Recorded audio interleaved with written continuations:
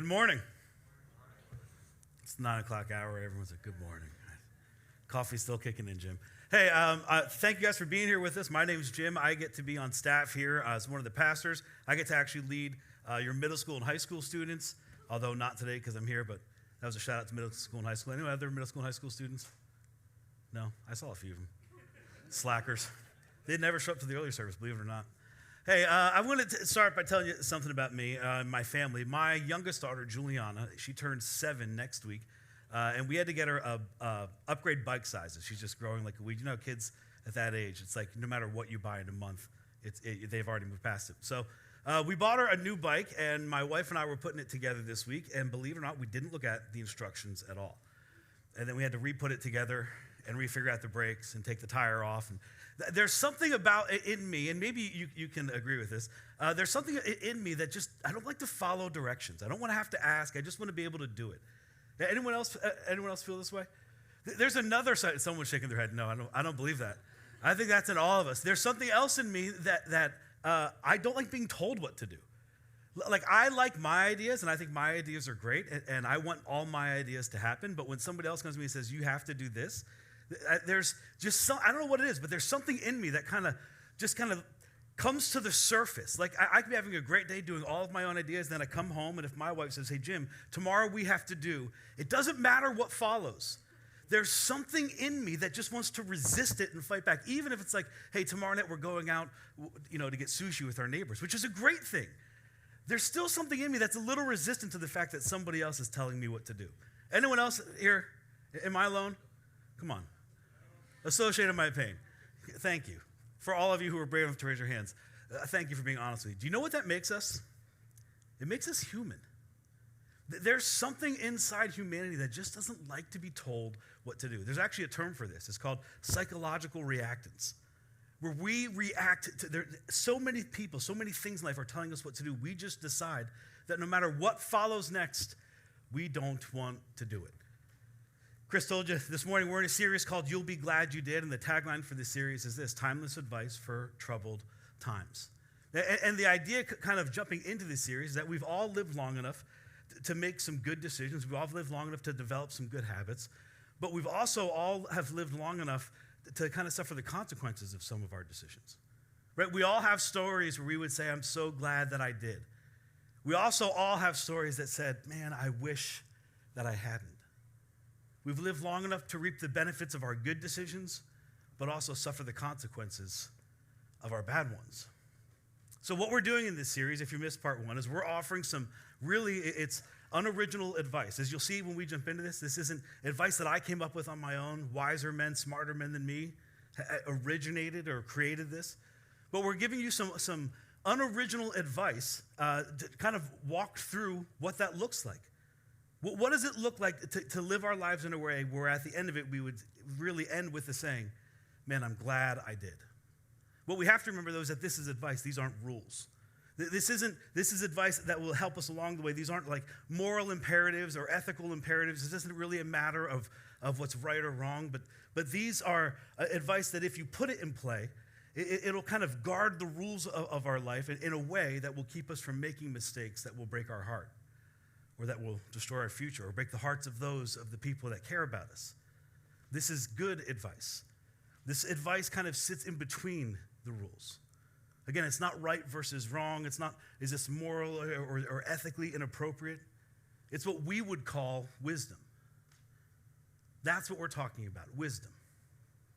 You see, no one has to ask wisdom on whether or not, should I go and commit grand theft auto and steal a car and drive it across the state lines? Like, no one needs wisdom on that. That's not what we're talking about. This kind of sits in between. This is way before you ever get to that point of, should I commit grand theft auto? Our working definition for wisdom, Chris alluded to this last week, is this: insights that are informed by the knowledge that life is connected. It's living in such a way that we realize that the decisions we make today affect our tomorrow. The decisions we made yesterday, perhaps, are affecting today. That all of life is connected.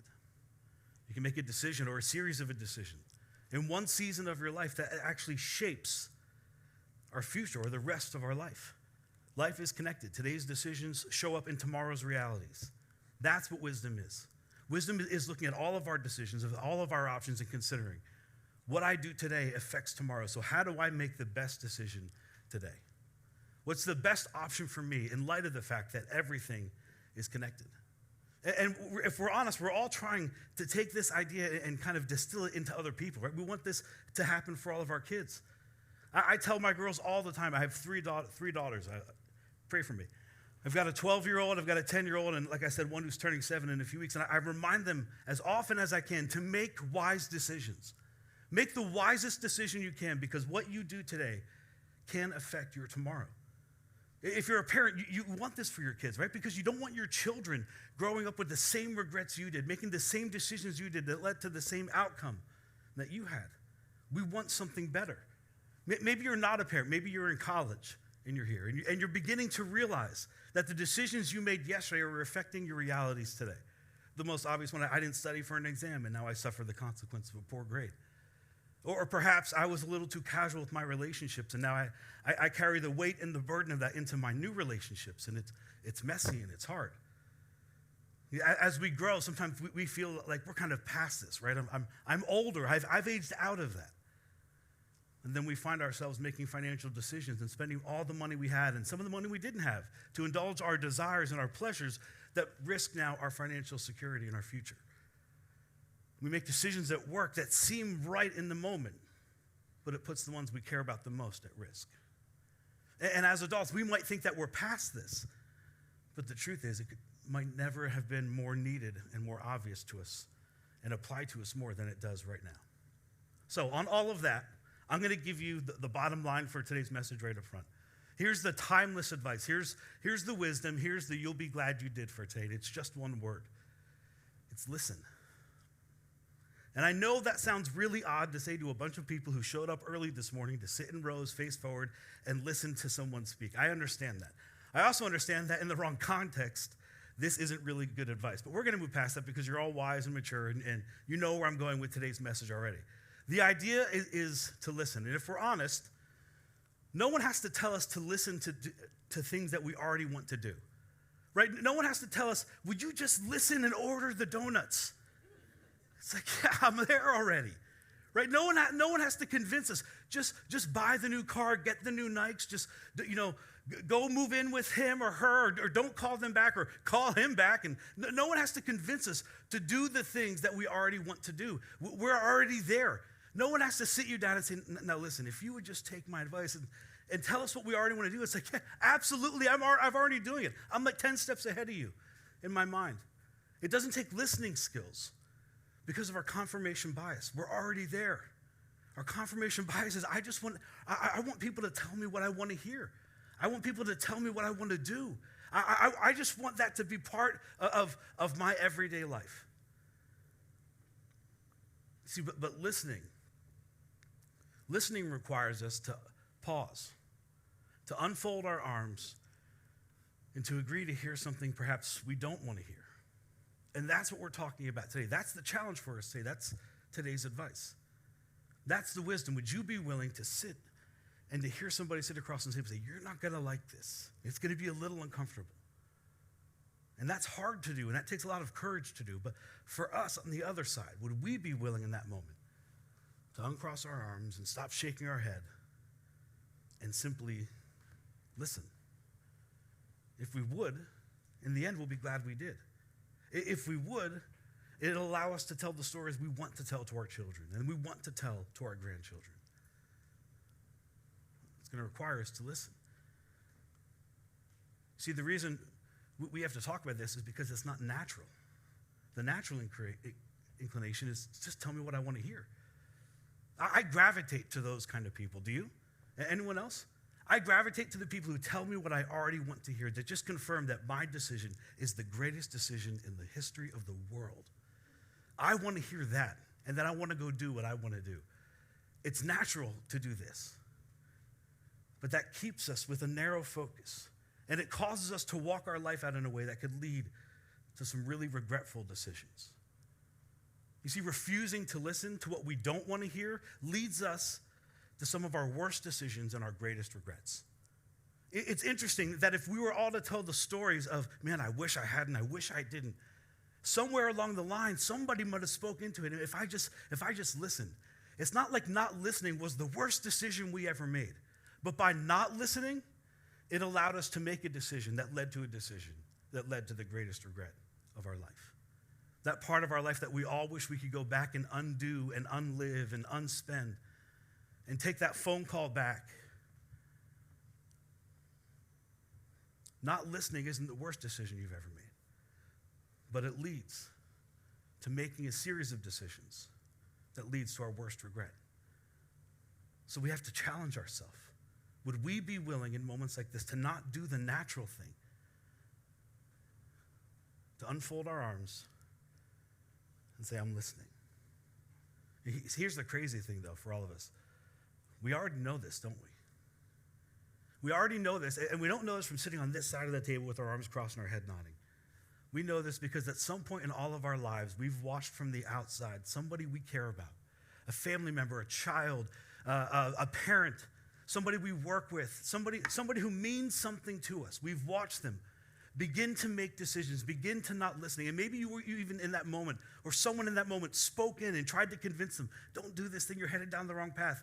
But we watched from the outside as they continued to make one bad decision after another bad decision that led to their greatest regret.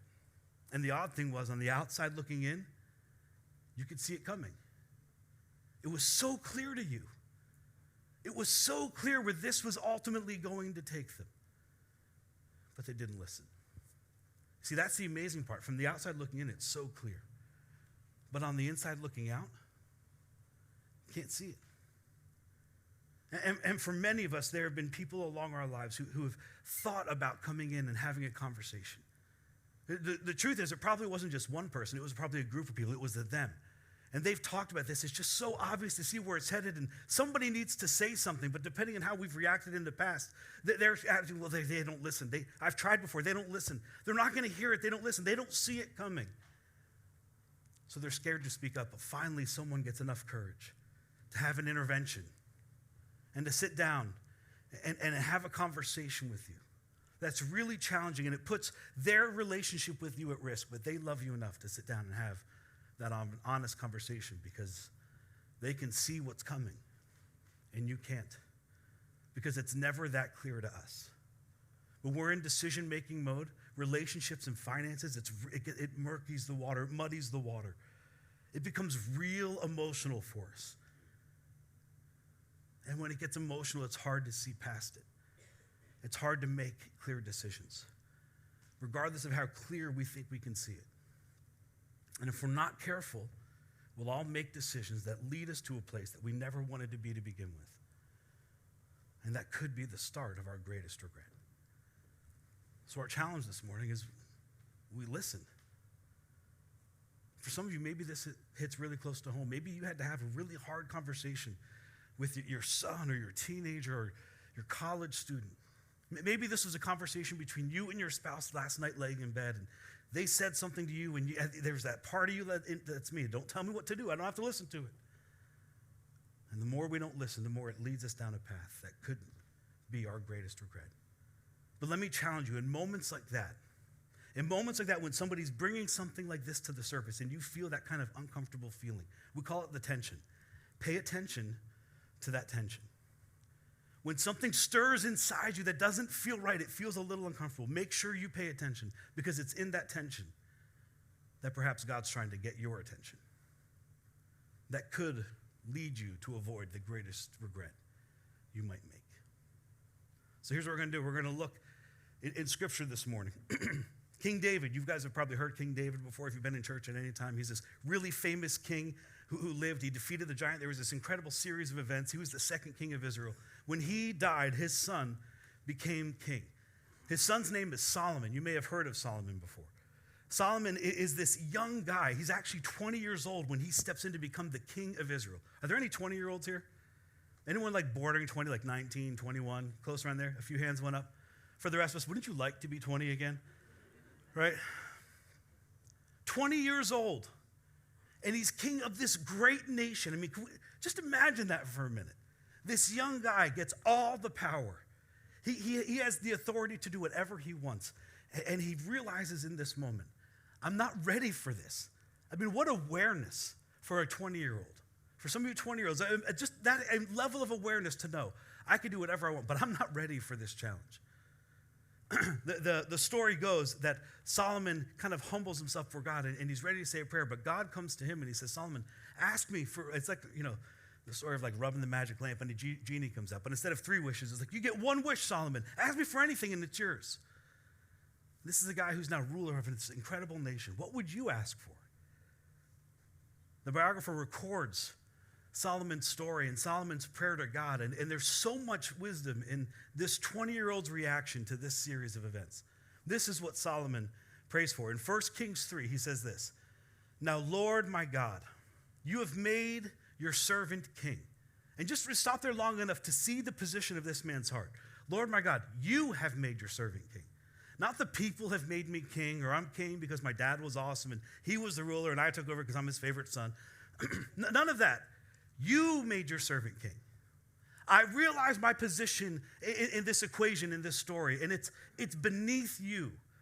Lord my God, you have made your servant king in place of my father David. But I'm only a little child. Like, I'm 20 years old. I'm young. I'm naive. I don't have the wisdom that people beyond me have lived. I'm still so young. And I don't know how to carry out my duties. Listen to the position of Solomon's heart, because if we could even now, this is one of the biggest steps in attaining wisdom and listening. It's humility. Solomon starts with such humility in this. God, I know my position, and it's beneath you. And yes, I might be ruler, and I can do whatever I want, and everyone has to listen to me, but I'm only a little child, and I don't know how to carry out all the duties that are before me. And then we're going to skip to verse 9. He says, so Lord, would you give your servant a discerning heart? And you know what a discerning heart is? It's being able to tell like right from wrong. There's this whole picture before me. There's all these decisions. There's this great kingdom, and I'm really not sure what to do. So in moments where I'm not sure what to do, where I'm really not sure what right and wrong is, give me a discerning heart so that I might know what right and wrong is. Give me a discerning heart, because God, I've never lived through this. I've never done this before. I've never been king before. I'm 20 years old. God, I've never been married. I've never had a kid. I've never been in this field or in this career. Would you give me a discerning heart to govern your people and to distinguish between right and wrong? For who, God, is able to govern this incredible people of yours? And the result of this says that God gave Solomon wisdom and very great insight and a breadth of understanding as measureless as the sand of the seashore. All because it started with this man's humility. So if there's step 1 in this message, if there's something I don't want you to miss, it's this, that the path to wisdom is humility. It's knowing that I don't know everything. It's knowing that I might not or have all the answers. I may have even lived for a long time, and I may have experienced a lot of things. I may have even walked this road before. But I don't know it all. So God, would you give me wisdom? That's humility. And humility leads to wisdom. And the outcome of Solomon's prayer is just this. And his fame spread to the surrounding nations. The biographer goes on to record that Solomon in history, if you history buffs, maybe you haven't even read the Bible before. If you're a history buff, you know this. Solomon became one of the wisest kings in this age, in this all the kingdoms of the earth. That many great kings and queens would come and sit at his feet and glean his wisdom, to ask him questions, because he was so full of wisdom. And what's amazing is if you kind of learn this story and you've read through this story before, if you're familiar with this man is the wisest man in all the world. And what's fascinating to me is the rest of his writings that play out. We see this incredibly wise man talking about seeking counsel and about wisdom. It's so fascinating. Solomon is this incredibly wise king. And then he writes all of these proverbs down, all of these sayings, all of these wise remarks, and all about wisdom and counsel. We had a series a few weeks ago called Solomon Says. We kind of looked at these incredible statements that Solomon said throughout his Proverbs. Today, I just want to focus on a few of them where he talks about this idea of wisdom in counsel, about somebody who's wise, who will listen, who will be humble. He starts off and he says this in Proverbs 9:9, instruct the wise and they will be wiser still. Instruct the wise and they will be wiser still, because a wise person is always a learner. A wise person is always trying to become more wise. It's like a wise person realizes, I haven't reached maximum wiseness. I'm not the smartest yet. There's still more for me to learn. No matter how wise I get, continue to instruct me so that I can become even wiser still. Solomon says the first step in wisdom, in living your life so that you don't live with those regrets, is to be teachable, to be a learner. He went on, and he says this in Proverbs 1:5, a wise person will hear an increase in learning, and a person of understanding will acquire wise counsel. This is coming from the smartest, the wisest man to ever live. And he's saying, as wise as I am, all of the kings and queens and wise people of the world have come to sit at my feet to listen. He said, yet I would tell you the wisest thing I've done is I've acquired counsel, or I've sought it out. I didn't resist it when people said they had something to tell me. I invited that conversation in. For us, how many of us feel that way about the decisions we're making? About the problems that are before us, and in our mind, we've wrestled through all the outcomes, and we're trying to make the right decision, but we haven't brought anyone else into the conversation yet. How many of us would say we feel like Solomon? We've invited the wise counsel in. You see, if it's like me, we resist it because I don't want to be told what to do. But here's a true statement for all of us. When you don't want to hear it, it's when you need to hear it the most. When we don't want to hear what other people have to say about this, that's when we should stop, pause, unfold our arms, stop shaking our head, I know, and listen. Because it's in those moments when we keep our arms crossed and we refuse to listen that we begin to make decisions that lead us down a path we don't want to walk down. And maybe that's you today. Maybe you're on the cusp of making a decision, or you're just about to, or you just have, and you haven't involved anyone else in it. You haven't sought wise counsel. When you don't want to hear it, man, that's when you need to hear it the most. Solomon continues, and this is a little harsh, but he says this. He says, the way of a fool is right in his own eyes. According to Solomon, here's what a fool is. A fool is somebody who thinks that life isn't connected, that my way is the right way, and I don't have to worry about what anyone else does, what anyone else says. I'm going to live my life the way I want to live my life. Solomon would define that person as a fool. The writings of Jesus would define that person of a fool. And Mr. T would say, I pity that person. The way of a fool is right in his own eyes. I don't have to worry about what anyone else says. I don't have to worry about including anyone else's opinion. I know what I'm doing. Solomon says that person who lives as though the decisions he's about to make won't affect his future, that person's a fool. But a person who listens to advice is wise. Again, this takes us back to this idea. When we don't want it, perhaps we need it the most. So let me ask the question again. Are you in a place right now? Are you in an arena of your life, financially, relationally, perhaps with your kids, or you had a conversation with your child, in your marriage, with your fiance, in your business? Are you in a position, in an arena of your life where there's a decision that needs to be made, and you're trying to keep everyone else out? When you don't want to hear it, you need it. And you might not know this in the middle of this, but I know this about your situation, and I know this without ever hearing what you're about to do. But I know what you're planning for. You don't want to hear it. But what you're planning for is your own regret. When you're willing to keep all of the wisdom and all of the advice and all of the counsel outside, what you're really saying is, I'm just planning for my own regret. And it may not be in this decision. It may be a few more decisions. But our greatest regret is always a series of unwise decisions. And you may not realize it now, but in a few moments, it's so clear to the people sitting on the outside, looking at what you're about to do. It'll lead you to your greatest regret. Don't take that job.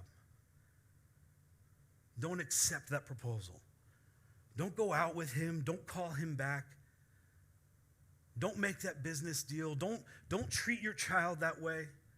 Don't do that with your wife, your spouse. Just don't. Because it's a decision that will lead to another decision that can lead you to your greatest regret. When you don't want to hear it, guys, it's when you need to hear it the most. Solomon continues. He said, plans fail for a lack of counsel, but with many advisors, they succeed. Are you planning with wise counsel? Are you planning for success? Do you have people speaking into your decision? Or are you actually planning to fail?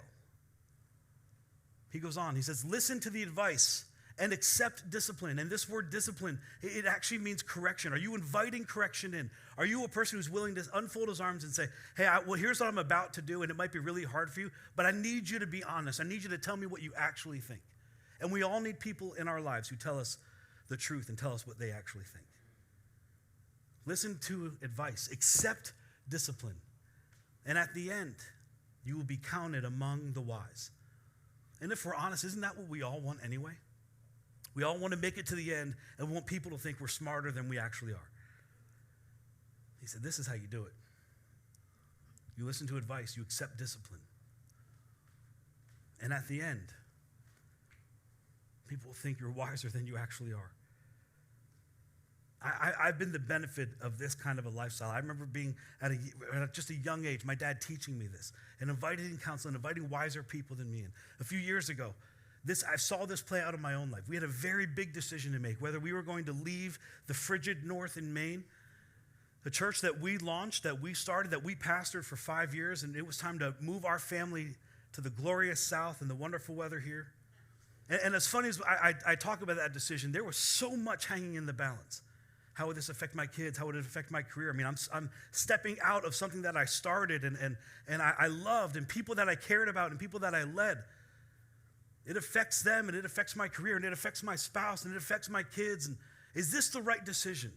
And I can't tell you how many meetings I had, coffee meetings, phone calls, how the distance I would drive to meet with people who were wiser than me, to invite them in on this decision. And I can tell you on the other side of it that it was one of the best decisions we made. And it wasn't because Jim's so smart. It was because I listened to advice and I accepted discipline and correction. Because I invited in outside counsel. And I sat with men and women who were wiser than me. Solomon said, that's your key to wisdom. You see, when you refuse to do this, the people on the outside stop telling you things. The people who refuse to listen will eventually be surround themselves with people who have nothing helpful to say anymore. Because don't tell him he's not going to listen. Don't tell her, I tried that once. She didn't talk to me for like 2 weeks. If you tell them, they may never talk. Just don't tell them. We tried. It didn't work. And you end up surrounded by people who have nothing helpful to say. Listen. Unfold your arms. Stop nodding your head no. And listen. I'm going to wrap up by giving you 4 quick statements about how to listen and who to listen to. And these are by no means exhaustive, but if you would take some of these and you begin to put them into practice, when you seek counsel, when you need other wisdom, filter it through this, and perhaps this will lead you to make better decisions. Number 1 is this: avoid the genetic fallacy. Genetic fallacy is a complicated way of saying don't discount people or don't discount information because of the person. It actually says this: discounting information based on the source of the information rather than the merit of the information. Well, I can't listen to them. I mean, you want me to listen to her? Look how she raised her kids. Her kids are a mess. She has nothing helpful to say. I can't listen to him. I mean, if he should take his own advice first. Look at his marriage or look at his health. How am I supposed to listen? Don't do that. Don't buy into that. This is going to sound like a really radical statement, but I think it's true and some of us need to hear it. Even bad people can give good advice. And I'm not saying any of those people are bad, but people that we would discount because, well, look at them and look at their marriage and look at their kids and look at their finances. They can still give good advice. Don't buy into this. Avoid the genetic fallacy. Step 2, don't assume expertise in one area.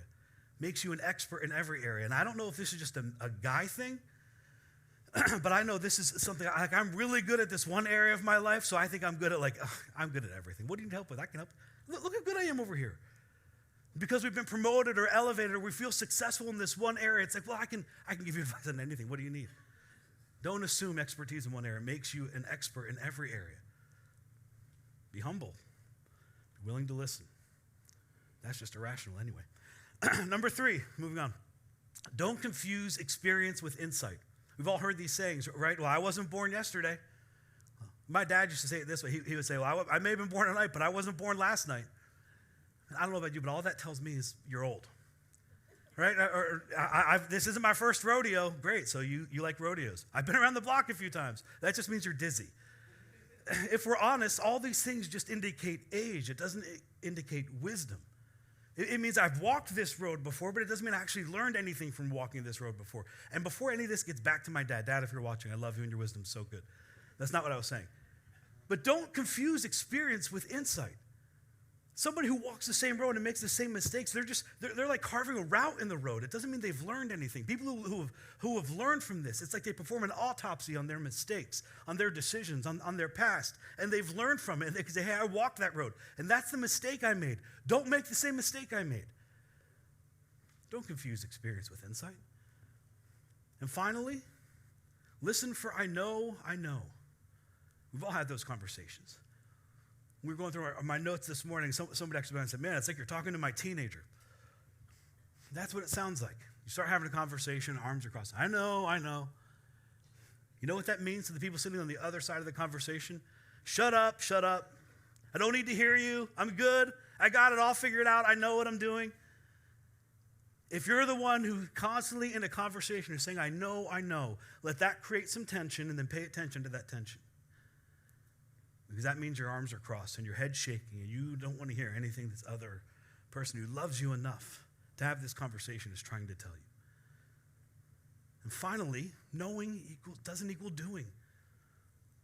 That's what Solomon was saying. That's what Chris talked about last week. He introduced this idea. Just because you know doesn't mean you do it. The power is in the doing. You might know all of this, but if you don't do anything with it, you'll continue to make decisions without counsel, without wisdom that lead to your greatest regret. Don't do that. Get to the end of your life and be able to say, look, I'm so glad I did. Look at the stories I can tell. Look at the influence. Look at the wisdom I can pass on because I followed the counsel of a wise man. We all want to get to the end of our life and say, I'm glad I did. But some of us won't get there if we can start saying now, man, I should have listened. Listen. I should have listened. Then listen. I should have seen that coming. Chances are there's somebody around you who sees it coming, who knows where you're headed and what you're about to do, and they see the outcome. And they just need to be invited into the conversation, into the decision-making process. Invite them in. Unfold your arms and follow the advice of Solomon. Just listen. James, the brother of Jesus, said this, and this is how we'll close. He said, it is better to be quick to listen and slow to speak. For some of us, we just need to stop talking, and we need to listen to the people that are around us. And if you do, at the end of your life, you'll be able to say, man, I am glad I did. We'll pick up with this next week. Father, I thank you. Lord, for every person here, I thank you for the wisdom of Solomon, God, this incredible story of this man who was granted so much wisdom but continued to live his life in a way that he didn't know it all and that he needed more and he needed to learn. God, would you help us to follow the posture of Solomon, God, to be humble, to invite in outside voices, God, to unfold our arms and listen. And God, would you surround us with people who could speak into that with experience, with wisdom, God, with God, maybe even some truth and some hard conversation. But God, surround us with the people we need to give us the counsel and the wisdom we need so that we can make it to the end and say, we are so glad we listened. We are so glad we did. God, help us to avoid our greatest regrets. For those that are here that are ready to make decisions, God, that are on the cusp of doing something, would you even now in this moment grab their heart? Would you create some tension and would you help them to pay attention to it? God, to invite someone in, to speak some wisdom. Would you give us the courage to do that, Lord? In Jesus' name I pray.